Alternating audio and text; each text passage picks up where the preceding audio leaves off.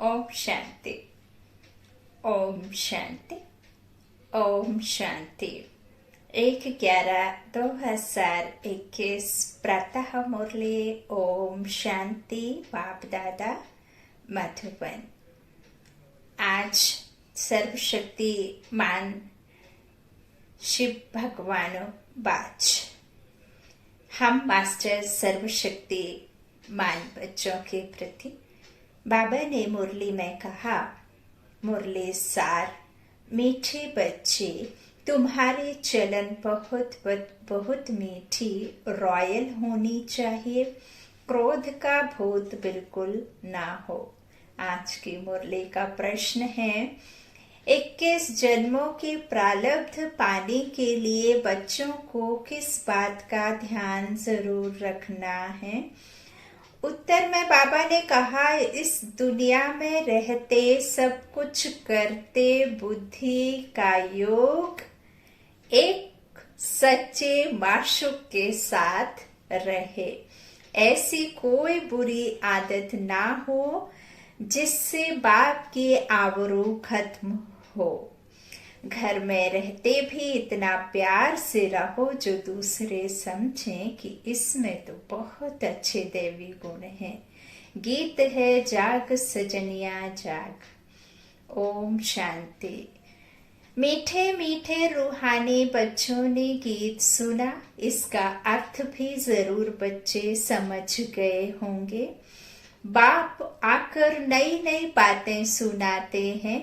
नई दुनिया के नए युग के लिए यह बातें बच्चों ने 5000 वर्ष पहले सुनी थी, अब फिर सुन रहे हैं। बाकी बीच में सिर्फ भक्ति मार्ग की बातें ही सुनी हैं।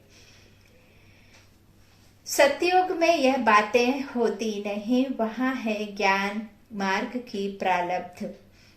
अब तुम बच्चे नई दुनिया के लिए सच्ची कमाई कर रहे हो। नॉलेज को सोर्स ऑफ इनकम कहा जाता है। पढ़ाई द्वारा कोई बैरिस्टर, इंजीनियर आदि बनते हैं, आमदनी भी होती है। तुम इस पढ़ाई से राजाओं का राजा बनते हो। यह कितनी जबरदस्त कमाई है। अब तुम बच्चों को यह निश्चय है, अगर थोड़ा संशय है तो आगे चलते चलते निश्चय होता जाएगा। सेकंड में जीवन मुक्ति गाई हुई है। बाबा का बना और बरसे का मालिक बना। बाप जो स्वर्ग का रचयिता है वह आया है हमको मालिक बनाने। यह तो बच्चों को निश्चय होना चाहिए। यह भी जानते हो कि 2 बाप हैं, एक है लौकिक बाप, दूसरा है पारलौकिक, परे ते परे रहने वाला शांति धाम का निवासी, हम आत्माओं का पिता। वह है पारलौकिक, सर्वात्माओं का बाप। तो 2, एक लौकिक शरीर रूपी पिता, एक पारलौकिक, जिसको कहते हैं परम पिता परमात्मा, ओ गॉड फादर। लौकिक फादर को कभी परम पिता नहीं कहेंगे। सबका सुख दाता, शांति दाता वह एक ही पारलौकिक बाप है। जिस तरह से बिजली के उपकरणों को अलग अलग कार्यों के लिए अलग अलग नामों से और अलग अलग काम के लिए इस्तेमाल किया जाता है। आयरन मशीन को कपड़ों में प्रेस करने के लिए, इलेक्ट्रिक कुकर को राइस आदि बनाने के लिए, इलेक्ट्रिक गैस को भी अलग तरीके से, फ्रिज, टीवी, कूलर, ना जाने कितने इलेक्ट्रॉनिक्स उपकरण हैं, उन सबको अलग अलग तरीके से इस्तेमाल किया जाता है। लेकिन उसका कनेक्शन पावर, बिजली, बिना बिजली के वो कोई भी उपकरण नहीं चल सकते हैं। यदि बिजली है तो ही वो उपकरण हम इस्तेमाल कर सकते हैं। ठीक इसी तरह से इस संसार में यदि कोई भी दुखी है आत्मा, या कोई भी कुछ किसी भी चीज की मांग करते हैं, सुख की मांग, धन की मांग, कोई बीमारी से छूटने की आस, तो सिर्फ और सिर्फ परमात्मा के साथ योग लगाने से या उनकी याद करके ही सुख शांति की मांग करते हैं, धन की मांग करते हैं और अच्छे होने की प्रार्थना सिर्फ और सिर्फ उस परमात्मा से ही, उस सुप्रीम पावर के साथ ही कनेक्शन लगाते हैं। चाहे आपके घर में बच्चा बीमार हो तो भी आप उस परमात्मा के साथ में लगाएंगे। यदि आप अपने माता पिता से कहते हैं कि मैं बीमार हूं तो भी उनकी आस वहीं जाएंगे खड़े होकर के, हाथ जोड़ करके कि मेरे बच्चे को ठीक कर दो, है ना। तो वो लौकिक फादर को कभी परम पिता नहीं कहेंगे, है ना। तो सबका सुख दाता, शांति दाता वह एक ही पारलौकिक बाप है। सतयुग में सब सुखी रहते हैं, बाकी आत्माएं शांति धाम में रहती हैं। सतयुग में तुमको सुख, शांति, धन, दौलत, निरोगी काया सब कुछ था।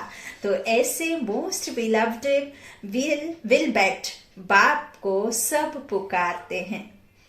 साधु संत लोग भी साधना करते हैं। किसके लिए साधना करते हैं? ईश्वर की प्राप्ति के लिए। तो वह भी साधना करते हैं, यह जानते नहीं वह करते हैं ब्रह्मा की साधना। तो हम ब्रह्म में लीन हो जाएं, परंतु लीन तो हो नहीं सके। ब्रह्मा को याद करने से पाप थोड़े ही कटेंगे। बाप कहते हैं मामे कम याद करो, सर्वशक्तिमान मैं हूँ वा ब्रह्मा जो रहने का स्थान है। ब्रह्म महातत्व में सभी आत्माएं निवास करती हैं। तो ब्रह्मा को उन्होंने भगवान समझ लिया है। जैसे भारतवासियों ने हिंदुस्तान में रहने के कारण अपना धर्म हिंदू समझ लिया है, जबकि असल में हिंदू धर्म नहीं है। हमारा धर्म है देवी देवता, है ना। आदि सनातन देवी देवता धर्म है ना।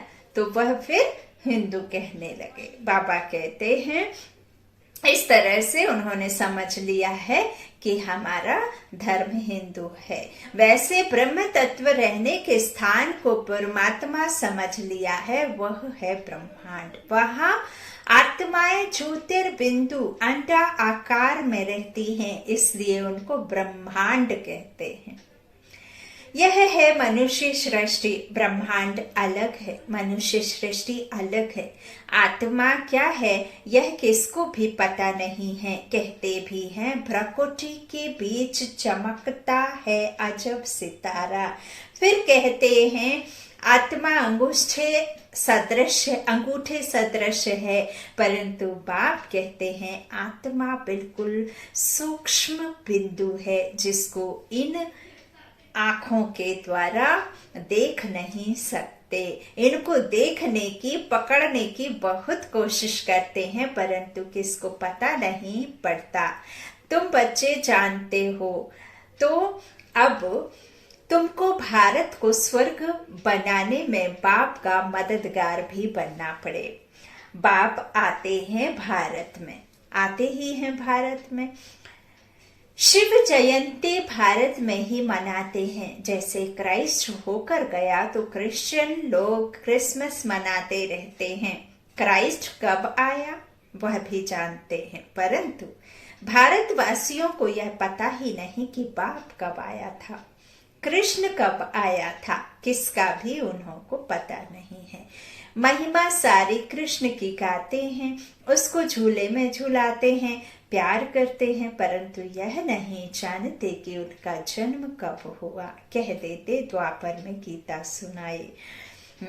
जो सतयुग का प्रिंस, सतो प्रधान अवस्था में प्रिंस बन करके आते हैं, जन्म लेते हैं सतयुग में, उसे लाकर के द्वापर में खड़ा कर दिया और फिर द्वापर में लाकर खड़ा किया सो किया, उस बच्चे को भगवान कह दिया और उसे गीता का भगवान कृष्ण को बना दिया। बाबा कहते हैं, परंतु जो कहते हैं कि द्वापर में गीता सुनाई, बाबा कहते हैं उनका जन्म कब हुआ, क्या है, कैसा है, कुछ भी नहीं पता, कह देते द्वापर में गीता सुनाई। परंतु बाबा कहते हैं कृष्ण द्वापर में तो आते नहीं, लीला है एक बाप की, तब उनके लिए कहते हैं तुम्हारी गति मत न्यारी। कृष्ण है सतयुग का प्रिंस।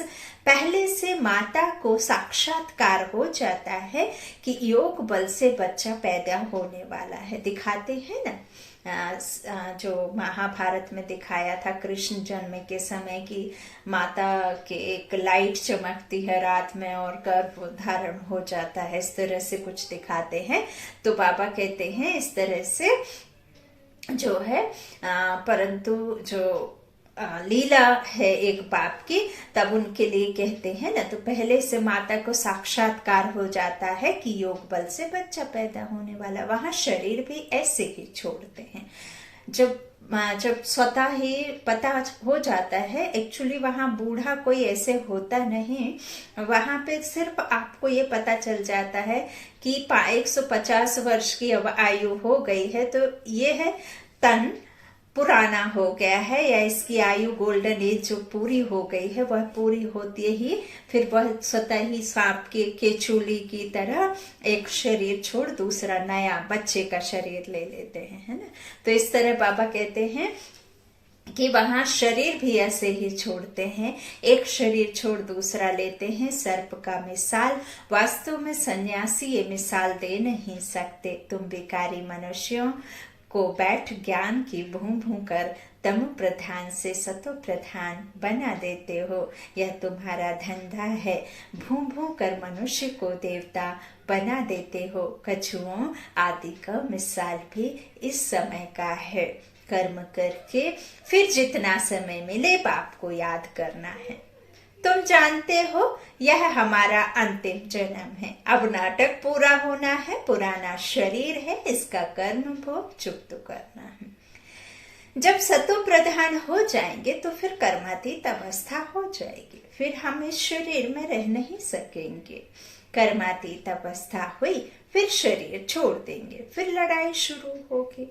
मच्छरों सादृश्य सब शरीर खत्म हो जाएं, हो आत्माएं चली जाएंगी। शरीर के साथ तो ले जा नहीं सकेंगे बाबा, और शरीर के साथ कोई ऊपर उड़ ना सके, है ना। वो तो दिखाया है। फेरी कौन? आत्मा, उड़ने वाला फरिश्ता, है ना। तो फिर ऐसे फेरी की कहानी दिखा दी। बाबा कहते हैं शरीर खत्म हो, आत्माएं चली जाएंगी, पवित्र बनने बगैर तो कोई जा नहीं सकेंगे। यह है दुख धाम। रावण का स्थापन किया और राम का स्थापन किया हुआ है शिवालय। वास्तव में परमात्मा का नाम है शिव, ना कि राम। सतयुग शिवालय में सभी देवताएं रहते हैं। फिर भक्ति मार्ग में शिव की प्रतिमा के लिए मंदिर, शिवालय आदि बनाते हैं, क्योंकि उनको ये भासना होती है। शुरू में शिवालय होते हैं, जैसे ही देवी देवता वाम मार्ग में गिर कामचिता पर बैठ काले होते हैं और भक्ति काल वहां से शुरू होता है, तब उन्हें देवताएं नहीं कहेंगे, तब वह फिर आ जाते हैं किसमें? द्वापर में। लेकिन उनकी कला एकदम कम नहीं होती वहां, लेकिन दुख की शुरुआत हो जाती है। एकदम दुखी नहीं होते, रजो अवस्था होती है।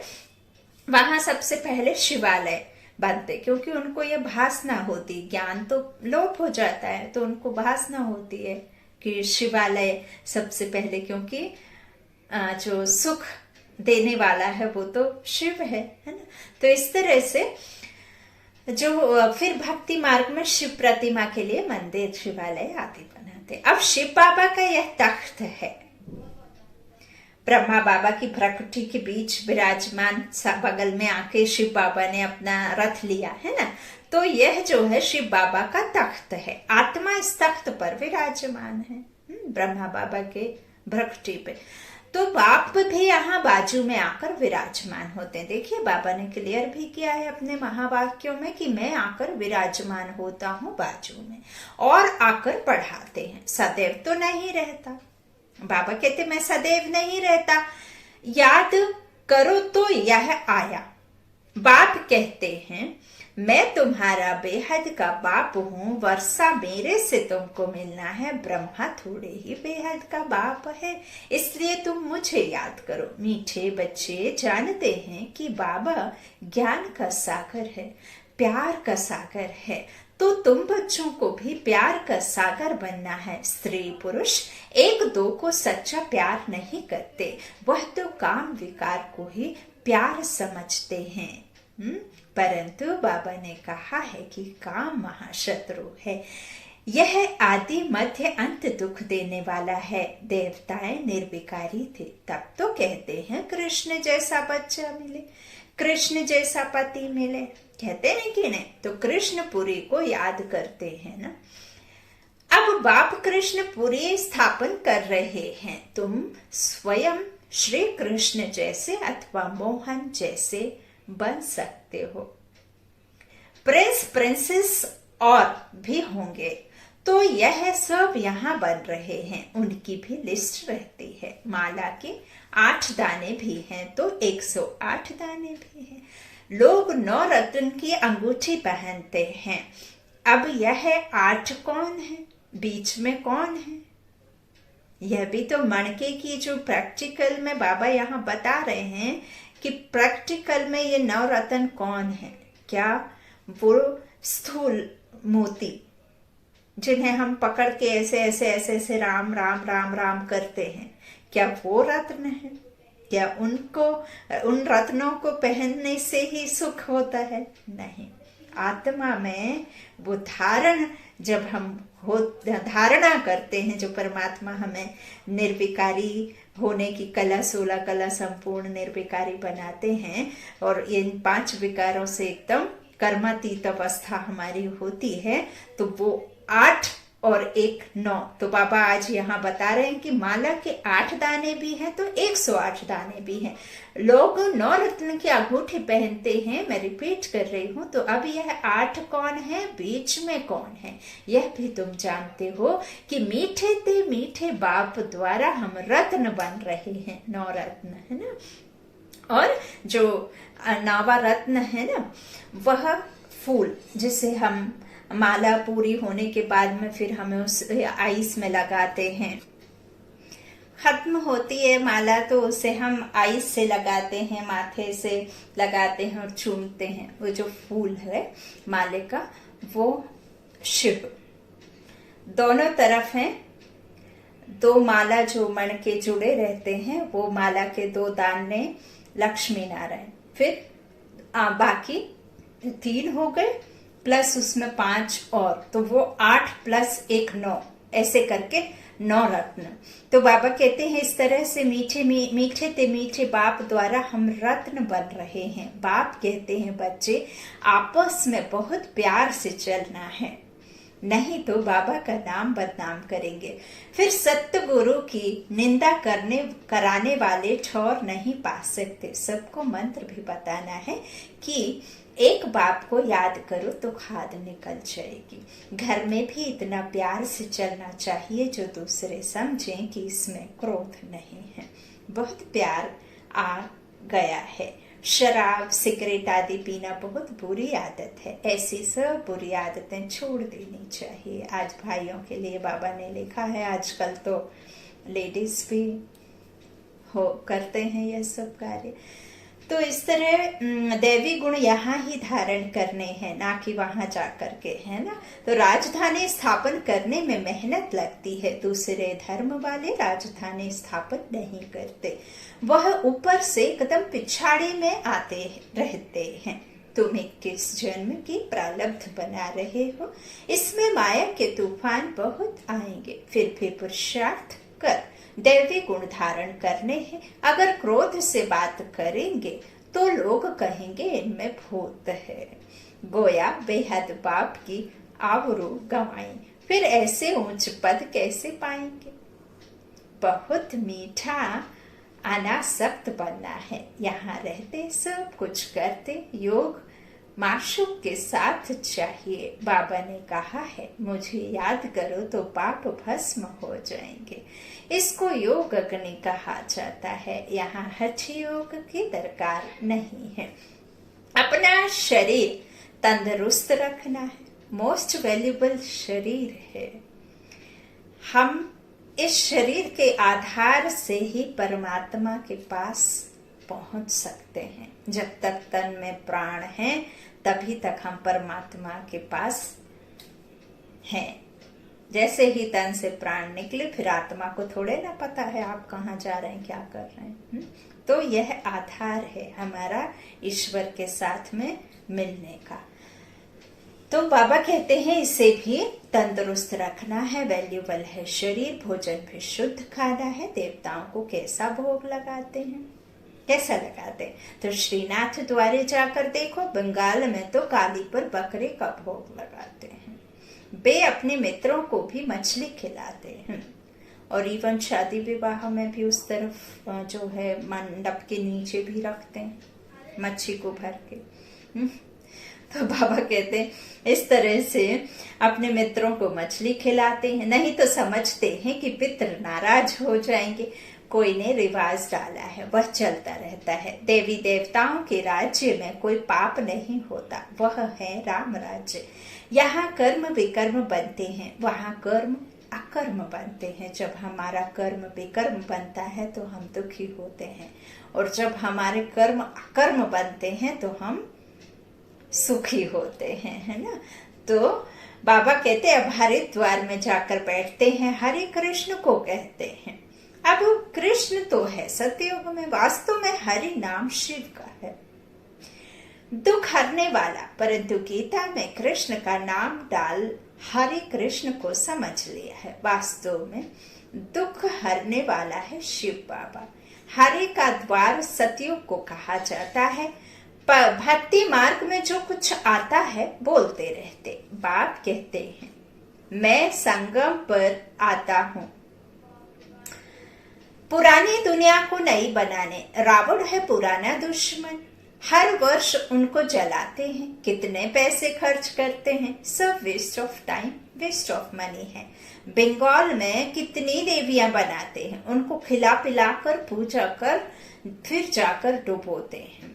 इस पर एक गीत है, बच्चों को बहुत मीठा बनना है, कभी गुस्से से बात नहीं करनी है, बाप से कभी रूठना नहीं है। रूठ कर अगर पढ़ाई छोड़ा, गोया अपने पैर पर कुल्हाड़ी भी नहीं कुल्हाड़ा मारा।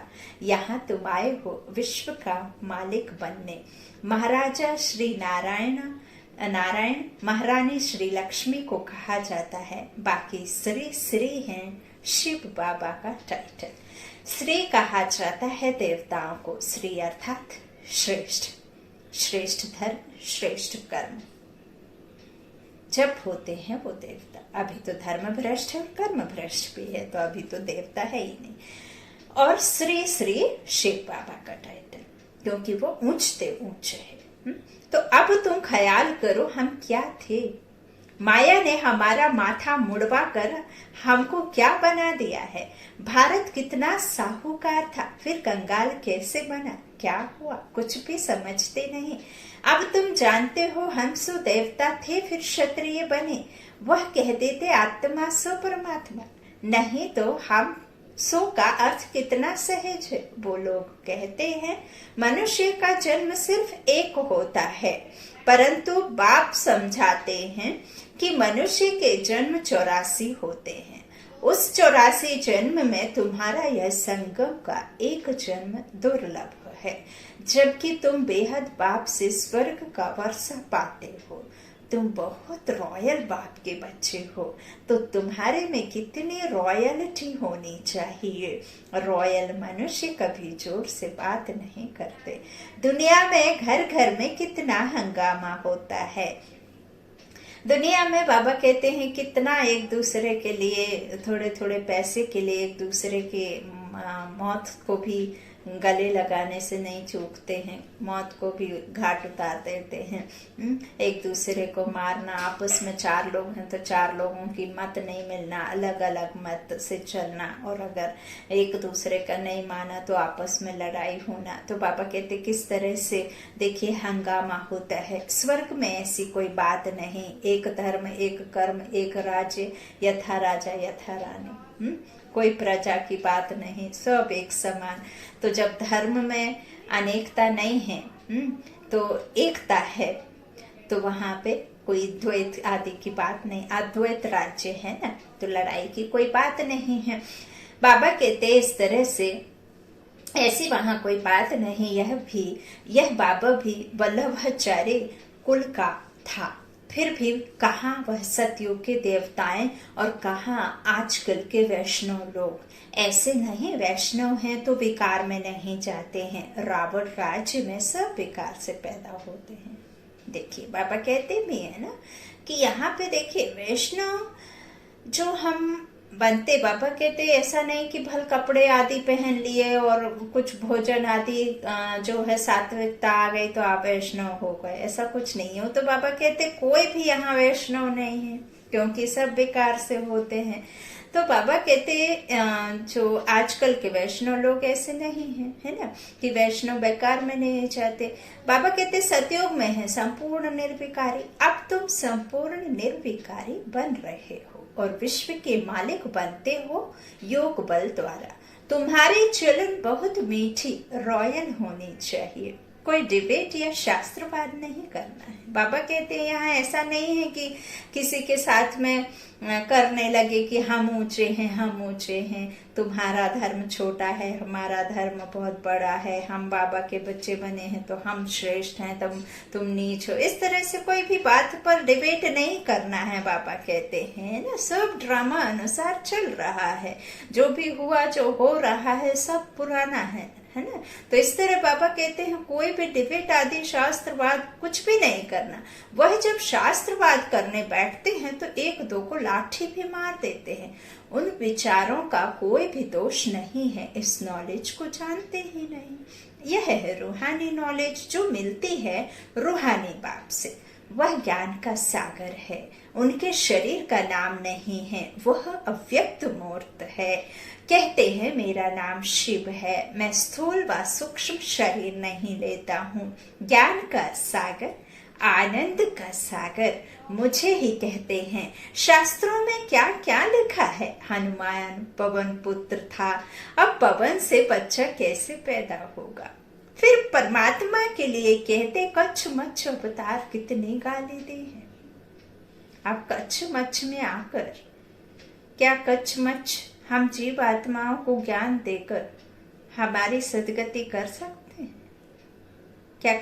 मच्छी के बोलने से आप समझ लेंगे क्या? उसको सिर्फ देखने से आप पता चल जाएगा कि वो हमसे क्या कहना चाहते। बाबा कहते कितनी गालियां देते हैं। कच्छ मच्छ सब में कह दिया, हाँ, कुत्ता बिल्ली में सब में कह दिया कि भगवान होते हैं, सबकी पूजा पाठ करते। बाबा आकर उल्लाहना देते हैं कि तुमने आसुरी मत पर मुझे इतनी गाली दी, 24 अवतार से पेट नहीं भरा, फिर कण कण ठिक्कर भित्तर में ठोक दिया। और वह मूर्तियों को स्थापन करके फिर उन्हें को भगवान मान करके फिर उनको बहा भी देते हैं। बाबा कहते इस तरह से सब जगह ठोक दिया है। यह सब शास्त्र द्वापर से बने हैं। पहले पहले सिर्फ शिव की पूजा होती थी। गीता भी बाद में बनाई है। अब बाप समझा रहे हैं यह सारा अनादि खेल है। अब मैं आया हूँ तुमको विश्व का मालिक बनाने, तो बाप को पूरा फॉलो करना चाहिए। लक्षण भी बहुत अच्छे होने चाहिए। यह भी वंडर है ना, कलयुग के अंत में क्या है और फिर सतयुग में क्या देखेंगे। कलयुग में भारत इंसॉल्वेंट, सतयुग में भारत सॉल्वेंट। उस समय और कोई खंड नहीं होता है। यह गीता एपिसोड रिपीट हो रहा है। अच्छा, मीठे मीठे सीखी लाते बच्चों प्रति माता पिता बाप दादा का याद प्यार और गुड मॉर्निंग। रूहानी बाप के रूहानी बच्चों को नमस्ते। हम रूहानी बच्चों के रूहानी माता पिता बाप दादा को याद प्यार और गुड मॉर्निंग। शुक्रिया बाबा, मीठे बाबा, प्यारे बाबा। बाबा बहुत मीठा है, बहुत मीठे मीठे बोलने बोलता, बहुत मीठे से बोलो, क्रोध नहीं करो। आज धारणा के लिए मुख्य सार बाबा ने पहला कहा हम रॉयल बाप के बच्चे हैं, इसलिए अपनी चलन बहुत रॉयल रखनी है। आवाज से नहीं बोलना है, बहुत मीठा बनना है। आवाज से नहीं बोलना है, जोर से नहीं बोलना ना, क्रोध में नहीं बोलना है। दूसरा बाबा ने कहा कभी भी बाप सिवा आपस में रूठना नहीं है। रूठ कर पढ़ाई कभी नहीं छोड़नी है। जो भी बुरी आदतें हैं उन्हें छोड़ना है। आज का वरदान है सर्वशक्तिमान के साथ की स्मृति द्वारा समस्याओं को दूर भगाने वाले परमात्म स्नेही भव। जो बच्चे परमात्म स्नेही हैं वे स्नेही को सदा साथ रखते हैं, इसलिए कोई भी समस्या सामने नहीं आती। और स्नेह ऐसी है, बाबा यदि हमसे इतना प्यार नहीं करते, इतना स्नेह नहीं करते, तो क्या हम बाबा के पास जाकर के इतना सब कुछ सीखते, मिलता? बाबा कभी गुस्सा नहीं होते, बाबा कभी गुस्से में नहीं बोलते, बाबा कभी बच्चों को डांटते नहीं है ना। तो बाबा इतना मीठा है कि मीठा मीठा मीठा कह के हमें भी मीठा बना दिया है ना। तो इतना स्नेह है कि तभी तो हम खींचते हैं ना उस तरफ। तो प्रेम का सागर है ना। बाबा कहते इस तरह जिनके साथ स्वयं सर्वशक्ति मान बाप है, उनके सामने समस्या ठहर नहीं सकती। समस्या पैदा हो और वहां ही खत्म कर दो तो वृद्धि नहीं होगी। अब समस्याओं का बर्थ कंट्रोल करो, या सदा याद रखो कि संपूर्णता को समीप लाना है और समस्याओं को दूर भगाना है। समस्या को समस्या समझ लेना ही समस्या है, और समस्या को समस्या ना समझना और उसका समाधान ढूंढना ही समस्या का हल है। समस्या को समस्या समझ लेना ही समस्या को विकराल बना देना है। तो इस तरह से सदा याद रखो कि संपूर्णता को समीप लाना है। अब समस्याओं को वर्थ कंट्रोल करो और समस्याओं को दूर भगाना है। आज का स्लोगन है, प्यारे बनने का पुरुषार्थ नहीं, न्यारे बनने का पुरुषार्थ करो तो प्यारे स्वतः बन जाएंगे। इस शरीर से खुद को न्यारा समझेंगे तो परम पिता परमात्मा के परम प्रिय बच्चे हम बन जाएंगे। तो प्यारे बनने का पुरुषार्थ नहीं, न्यारे बन के पुरुषार्थ करो तो प्यारे स्वतः बन जाएंगे। ओम शांति, ओम शांति।